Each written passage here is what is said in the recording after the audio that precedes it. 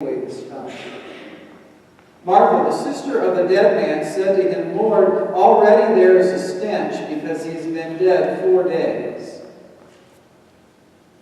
Jesus said to her, Did I not tell you that if you believed, you would see the glory of God? So they took away the stone. Jesus looked upward and said, Father, I thank you for having heard me. I knew that you always hear me, but I have said this for the sake of the crowd standing here, so that they may believe that you sent me. When he had said this, he cried with a loud voice, Lazarus, come out! The dead man came out, his hands and feet bound with strips of cloth, and his face wrapped in cloth. Jesus said to them, Unbind him and let him go. So ends the reading. So the story of the raising of Lazarus is such a long story that, as we've said, the authors of the lectionary only prescribe a portion of it for today. The story is so long, I think, because Jesus lingers. Jesus has been summoned to Bethany, to the home of his friends Mary and Martha and Lazarus, because his friend Lazarus is ill. And rather than going there right away, as we think he ought to do, he lingers. He stays precisely in his place for 2 more days. He even tells the disciples that he knows Lazarus is dead, but still he refuses to go. And when he finally arrives in Bethany, Martha has the same words for him as we've heard from her sister Mary. Lord, if you had been here, my brother would not have died. Would he or wouldn't he? I don't know, but it seems entirely possible to me that had Jesus gotten the move on and gotten there a little faster, we could have avoided all the sadness. And there would have been no wondering, is Lazarus going to make it? Or for how long is he going to make it? No trying to keep him comfortable. No listening for respirations. No final breath. No tears. No arrangements. No funeral. No burial. No grave. No death. Just Lazarus. Alive. Alive because Jesus is the resurrection and the life. Story could have been so much shorter. But instead, Jesus lingers. He waits. Have you ever wondered why Jesus lingered? I mean about anything, not just Lazarus. I mean anything. Have you ever wondered why Jesus was lingering? So he dares to say to them, where have you laid him? Or to put it a little differently, where's the grave? Show me the tomb. Lord, already there's a stench because he's been dead 4 days. Well, yeah, he has. In fact, he has 4 days, 4 24-hour days, 96 hours. 5,760 minutes. 345,600 seconds. 4 sunrises, 4 sunsets, 4 going to beds, 4 long nights, and 4 getting ups. 4 breakfasts, 4 lunches, and 4 dinners. No Lazarus. And Jesus has lingered, but now he's come on the scene, and John tells us that Jesus begins to weep. Who doesn't love that? Who can't appreciate that? Jesus begins to weep. For the first week following a death, it was the custom for those closest to the deceased to go to the tomb as often as possible to weep. And now Jesus is there, and he too is weeping.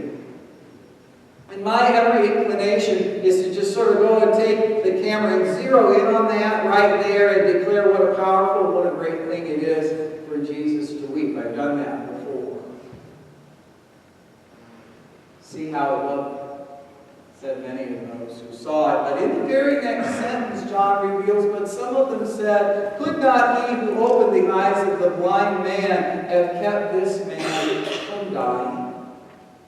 Now, I never noticed until this time how the two go together. Jesus loves Lazarus. See how he loved him. And if Jesus loves Lazarus, why did he linger? Could not he who opened the blind man's eyes, a man he didn't even know, have saved the life of the friend he loved? The story could have been so much shorter. Lord, if you'd been here, my brother would not have died. Martha's conversation with Jesus, the one that we did not hear today, goes on to express her confidence that God will still do whatever Jesus asked. And so there's talk of rising again, and there's talk of resurrection, and Martha says it will be on the last day, and Jesus says, I am the resurrection, and I am life, and those who believe in me, even though they die, yet shall they live, and whoever lives and believes in me will never die. 6 chapters ago, Jesus declared very truly, I tell you, the hour is coming and is now here when the dead will hear the voice of the Son of God, and those who hear will live. And now he does it. Jesus does it. He does it to Lazarus, who is 4 days dead, certifiably deceased. Lazarus, come out. Now, if this isn't a miracle and a remarkable one at that, I don't know what is. Feet bound and hands tied and face covered with a cloth. Dead Lazarus, whose name means helpless.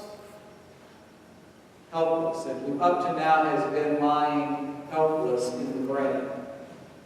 Lazarus hears the command of the one who is the resurrection and the life and stands straight up and lives again. That's a miracle. How do you outdo that? How do you do any better than that? It's a preview of the future. It's a teaser for the movie not yet released. And it is also what gets Jesus killed, according to John. This is the last straw. So Jesus says, show me the grave. And it looks remarkably similar to his own grave. Karl Barth, the 20th century Swiss Reformed theologian, said the future toward which all human present is running is just this, to be buried. So we dare to say in the communion liturgy, every time before we ever affirm that Christ is risen or that Christ will come again, what is it that we say? Christ has what? Go ahead and say it. Died. Christ has died. The Apostles' Creed states that Jesus was crucified, died, and was buried. So said Paul Tillich, the 20th century German theologian. He said, we often hide the seriousness of the buried in the creed, not only for the Christ, but also for ourselves, by imagining that not we shall be buried, but only a comparatively unimportant part of us, the physical body. That is not what the creed implies. He says it is the same subject, Jesus Christ, of whom it is said that he suffered, and that he was buried, and that he was resurrected. He was buried. His whole personality was removed from the earth.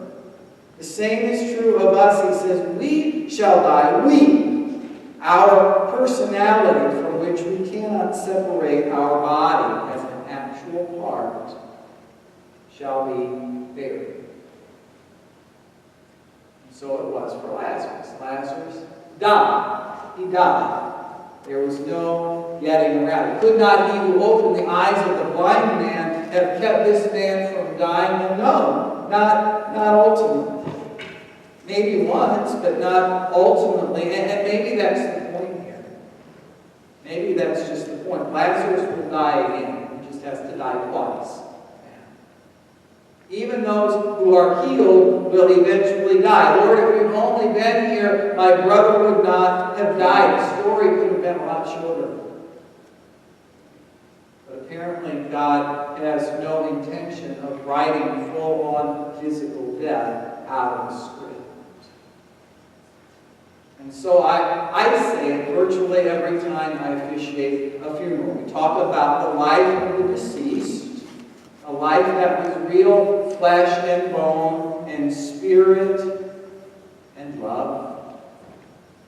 And we talk about resurrection and hope. Funeral liturgy itself opens up with the affirmation that Jesus said, I am the resurrection and I am life. But I virtually never take us from life to resurrection without making an intentional stop at death. Death is real. Absence is real. Grief is real. Sadness is real. Anger is real.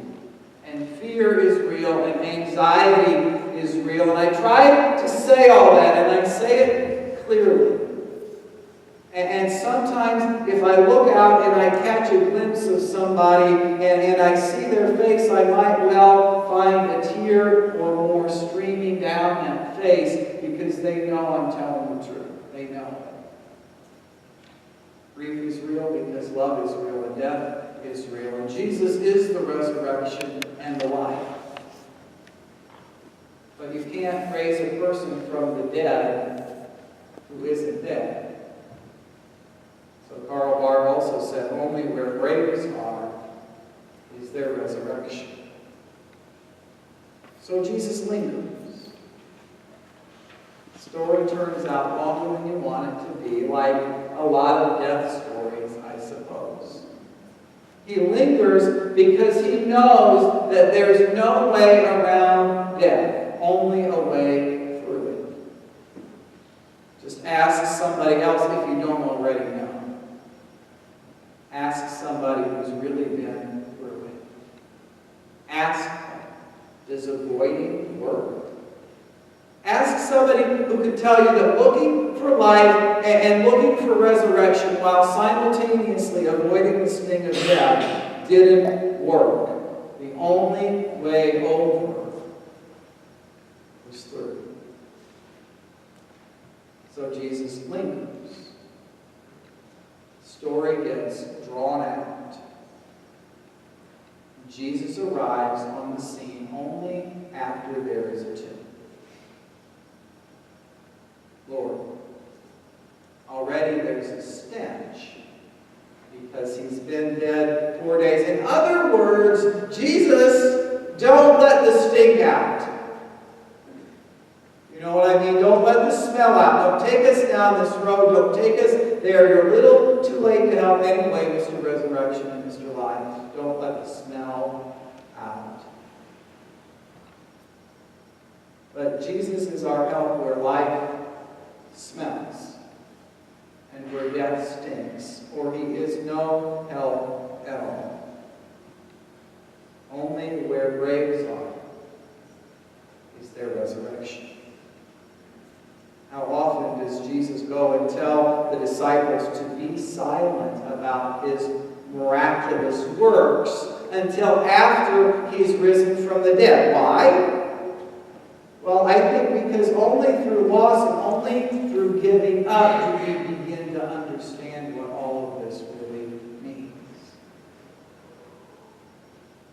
So if life comes after death, if there is for us another day and another day and another day after that, if we're able to smile again, if we're able to laugh again, if we're able to love again, if we're able to grab hold of some kind of hope again, if we find strength again that we thought was forever gone from us, if we find, in spite of the grave, that death has not pronounced the last word upon our lives, then we can indeed be confident that Jesus is the resurrection and the life.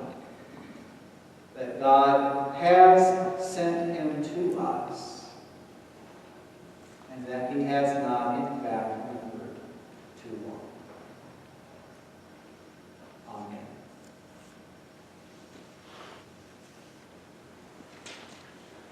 In this moment, we speak and we hear the names.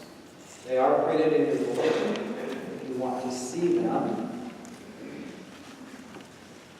These are the names of those members of our congregation who have died during the last 12 months. And so we give thanks indeed for their faithfulness. And we entrust them to God's love. Let us hear together these precious names. Helen May.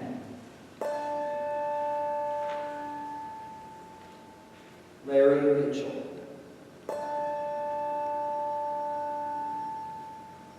Helen Stafford.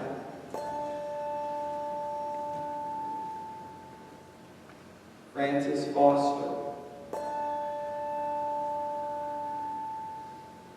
Ann Porter.